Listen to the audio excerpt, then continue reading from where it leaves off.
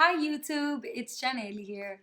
In this video, I'm going to be talking about why I'm obsessed with Robo Advisors. I've definitely talked about Robo Advisors on my channel a few times already and have gotten a couple different questions about them.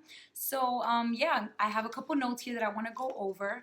And before I jump into the video, I just want to quickly remind everybody to subscribe to the channel. If you haven't subscribed already, just go ahead and click the red subscribe button below. I would really appreciate you supporting the channel and following me along on my financial journey.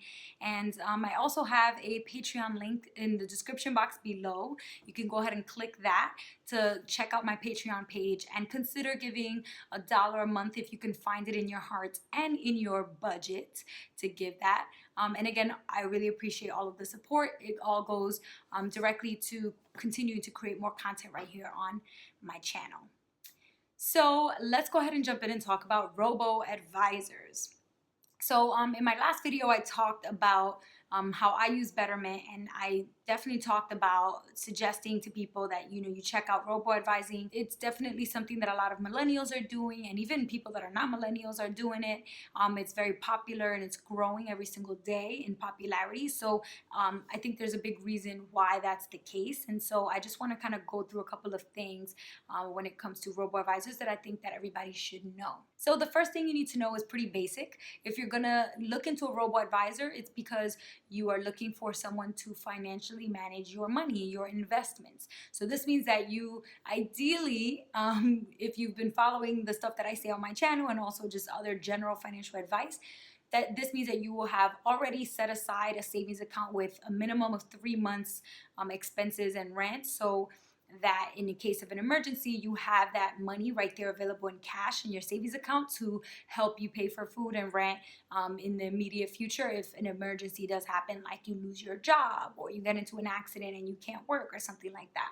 So definitely start there with a minimum of 3 months of savings. And then once you've done that, you can go ahead and think about investing any leftover money that you have. Once you put together a debt plan, if you do have debt that you're paying it back, then you can kind of think about investing. So robo advising is definitely a newer sort of I would say better way to invest as compared to having a financial advisor who is a human. The big difference is obviously that the robo advisor is a computer. Obviously, it's an automated online company that will help you to manage your money versus a human financial advisor who is a person that you can literally call or email and talk to every single day, and that person would be making the decisions using your money in your investments rather than the computer. Investing is a good idea because you're obviously going to make more money in an investment account than you would make in a savings account or a checking account, for example. Generally you get access to average growth that the market has. If you're doing well, you might do better than that in your investments, and if you're not doing so well, you might do below average 1 year or for a few years. But at the end of the day, the trend generally shows that if you invest in the market, you will pretty much always go up over time. You're not looking to make money one day to the next. If that's your goal, you might want to go marry a rich person or maybe try to hit the lotto, but that to me just doesn't make sense to try to do those things. So investing your money makes a lot more sense. It's a lot more of a smart approach, but you have to know that this is a long game. You're in it for the long haul, right? You're not going to be coming tomorrow to look into your account for money to see growth, right? You're thinking about this in terms of at least 5 to 10 years, 15, 20 years. The longer you leave it there, the more growth that will accumulate. So definitely start thinking about this as a gift that you're giving to your future self, as a way to say, I love you, future self. I care about you so much, and I want you to be happy and financially stable and not have to worry about money when I get to the point where I become you. So I'm gonna take care of you now.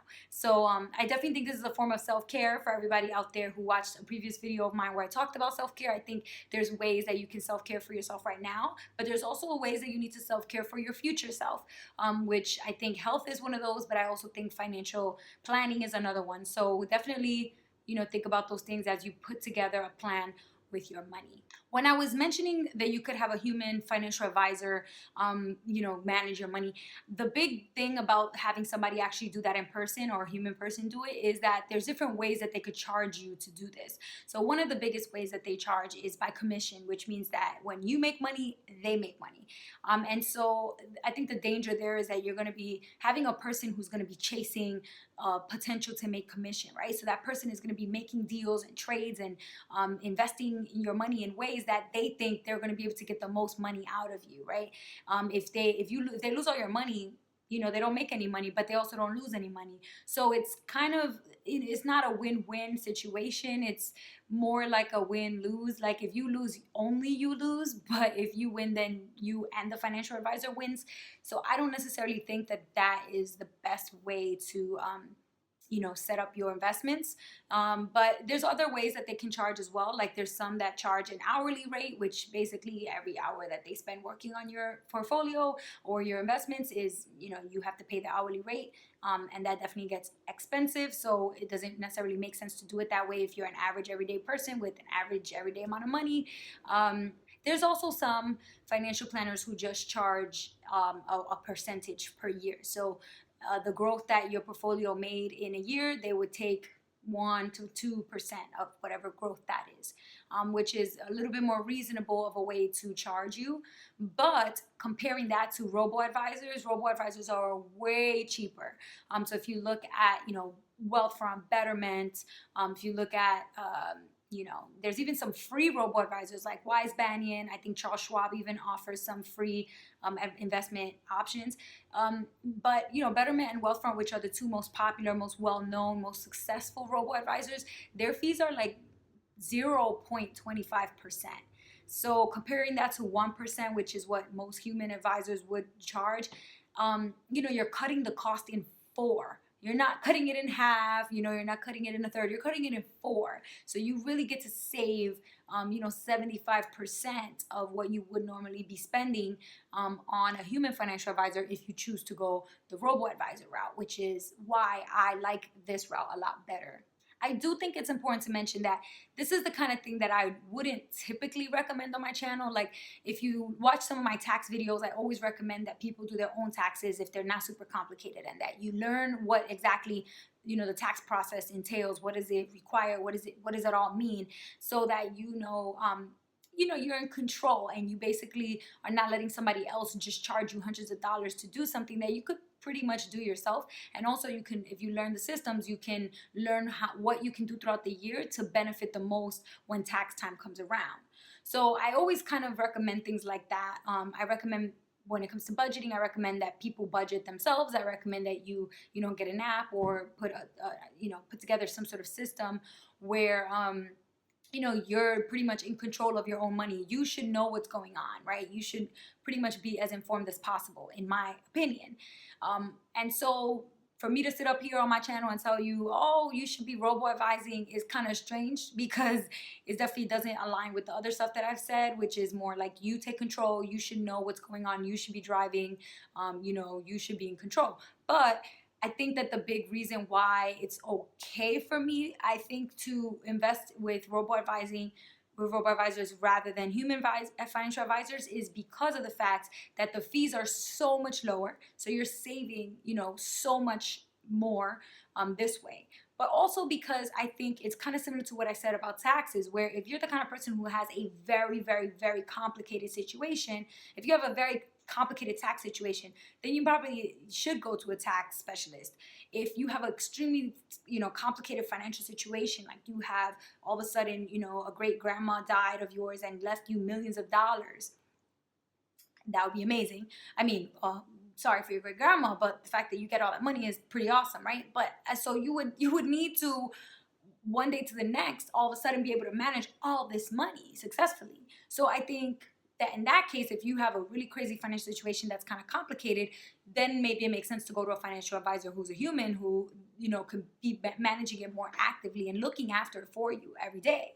But if you're not in those kind of outlier situations, if you're not like an out of the ordinary situation, you're a pretty average Joe or average Jane kind of person like me, then then I think robo advising is good for you. I think it's okay for you because there is a lot of information and data available to you on the apps and websites where you can learn a lot. But you don't have to do all of the transactions every single day and decide what to sell, when to sell it, and how much to sell it for. You don't have to do all of that. So I think that can be overwhelming. And at the end of the day, it ends up making people like me who didn't grow up learning about investing and budgeting and credit cards and scores. If you didn't learn about all that stuff growing up, it kind of seems scary and daunting to learn about it all at once. And so it kind of makes you feel like you should not invest. You end up staying away from the stock market when actually I think that's a really bad thing. And I think robo advising makes it really easy for everyday people to invest, even though, they might not be doing it actively and knowing all the details. But it's a good way to get your foot in the door. It's a good way to get a lot of growth on your money rather than letting it sit in a savings account. And there's still a lot of potential for you to learn. So you can, look at the blogs, look at the articles on the app, check out the data, the charts, read as much as you can, email and ask questions, right? There's still ways for you to learn, even if you're not actively controlling everything. A lot of people ask me like, oh, but aren't you scared? You just trust this computer to make decisions. There is an algorithm, right? There's a formula, an equation that the computer is going to follow. So it's going to look at the trends of the stock market and it's going to see which companies, which stocks are doing really well, which ones are doing really poorly. And it's going to try to get you an average of the two, an average return.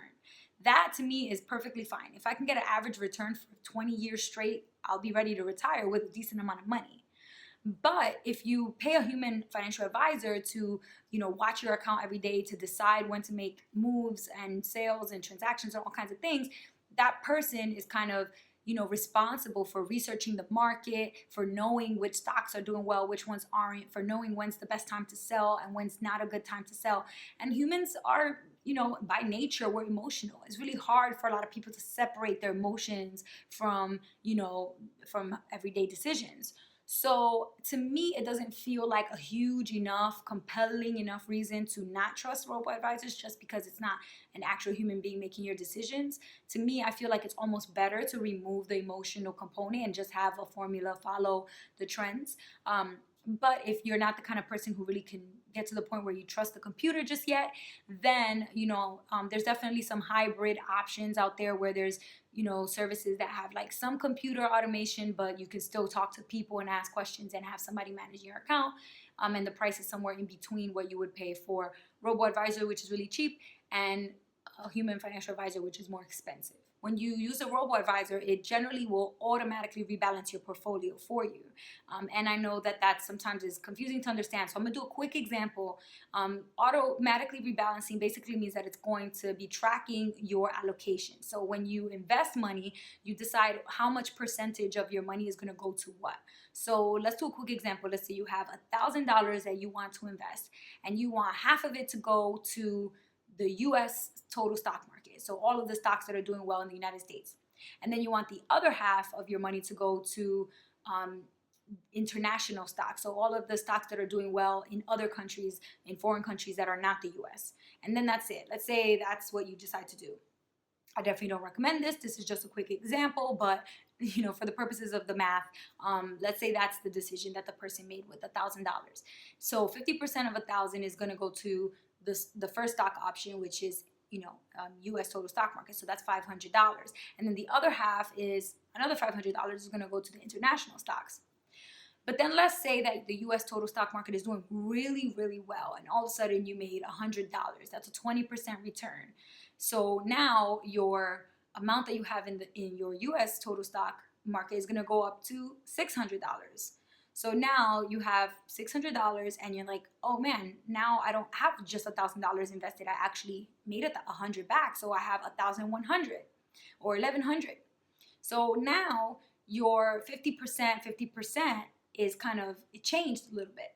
So in order to rebalance, to get you back to a place where half of your money is in the US stock market and half of it is in the international stock market, you would have to move some money around. You would have to make some changes to your account, to your allocation. So what the robo-advisor would do would look at your money and say, oh, in order to make sure that this is 50-50 from 1,100 now, we have to put $550 in the US total stock market and $550 in the international stock market. So the robo-advisor would look at your money and decide, okay, if I have to make $550 in each category, where should I take money from? Which are the best stocks to sell, or what are the best trades to make to be able to bring the 600 down to 550 and be able to bring the 500 up to 550 in the international stock market, so that both of them are 550 each, and then that would keep you at 50% in each category. So I know that's a little complicated, but basically whatever your allocation is that you choose, there's not going to be a human financial advisor who constantly has to be thinking about those decisions and watching your allocation to make sure you're always at 50-50 or whatever percentages you choose.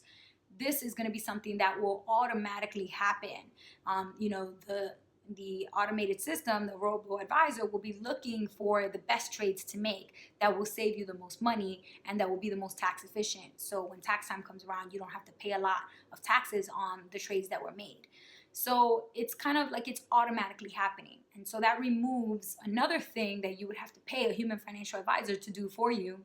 It's automatically included in your small fee that you pay, which is like 0.25%, a quarter of what you would pay a human. So to me, it just seems like such a great deal. When I read about it all, I was like, okay, I definitely have to start investing my money in Robo-Advisors. So I did a little bit more research and I decided to go with Betterment. So I want to talk a little bit about why I chose Betterment, because the first thing I will say is that I'm a little bit biased because Betterment was started by a Brown University alum. Whoop, whoop. That made me feel, a little bit of pride, right, for alumni that went to my college. But also it made me think about it as, oh, this must be something that was created to help people, because students that go to Brown, from my experience and obviously in my opinion, because I went there, it's a kind of a school that makes you think constantly about how you can improve the world and how you can help people and improve their lives. So a lot of people go into nonprofit work, a lot of people go into creating companies that are going to help people, a lot of people go into the service industry, and so for me, it was like a clue that this company might actually be trying to help people, not just make a lot of money. So for me, when I was thinking about Wealthfront or Betterment or some of these other robo-advisors, I was deciding, okay, if I only have, a couple $100s to invest, some of these robo-advisors have a $5,000 minimum or a $500 minimum or whatever. And so even if you only have $50 or $20 and you want to start investing, you can do that with Betterment. So that was one of the biggest reasons why I started using them, because I didn't have a ton of money when I started a few years back. I was just like getting started. And then the last reason why I chose to go with Betterment instead of another robo-advisor was because of the fact that they have this retirement guide on the app that will focus your investments on your retirement. And I really, really want to, have as much money as I can save for retirement, so that if possible I could retire early one day. So that's like a big goal of mine. And so when I found out that Betterment really focuses on retirement too, and with the retire guide that they have, you can really make sure that you're constantly checking up on how your progress towards your retirement goal is going, then I decided, okay, I think Betterment is probably better for me. There's a lot of data, like you can easily just go on the app anytime you want to check what's going on, to look at how much you have.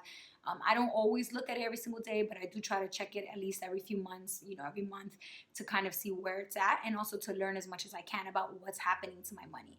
And in the meantime, I'm learning as much as I can so that eventually one day maybe I can become an active manager of my own investments, of my own stocks that I'm picking and stuff like that. I'm not there yet. Baby steps, but I'm learning and I'm making my way towards that. That's definitely a goal that I have, that I know one day I'm gonna eventually be able to do. But right now, robo advising is perfect for me. The last thing that you need to know about robo advising is that basically, when you log in and create an account or a profile, you will have to tell them your age, how much money you make, when you want to retire, what your goals are for investing. Are you trying to just save up? Are you trying to save up for a house? Are you trying to retire in 5 years, in 10 years? What exactly is your goal that's making you invest your money, to try to get it to grow? And when you do that, it will recommend a portfolio to you. It'll say, okay, based on what you said, you should put 20% of your money in the US stock market. You should put 30% of your money in bonds. You should put 40% of your money in this and that. It will tell you exactly what they recommend you do based on what you said. So I really like that because it gives you a starting point. And if you choose not to go with, Betterment, you can just look at what they recommend and then go do it somewhere else. Honestly, if you want to, it's just really nice that they consider all of the information that you give them and then put together a kind of like a recommendation for you, a recommended plan. So that's one thing that I really like. And then the last thing is that Betterment uses exchange traded funds, which are called ETFs. And I think the big thing that you need to know here is that they're very similar to mutual funds. Basically, a fund means that it has a lot of different stocks in it, and what happens is that you own a little piece of all of the stocks that are in there. You don't you don't own like just one stock and you decide when to sell it. Instead, it's like a basket that is full of a lot of different stocks. So in order and it's better this way because it's going to diversify your portfolio. It's going to lower your risk because your money is spread out across a lot of different companies rather than just putting all your money in one company. And I talked about that in a previous video, why that's really important. But basically, when it comes to ETFs, the fees are really, really low, and you're able to trade the funds like you would trade a stock. So if you have a mutual fund, you can't trade a mutual fund at any time, any day, like you would a stock.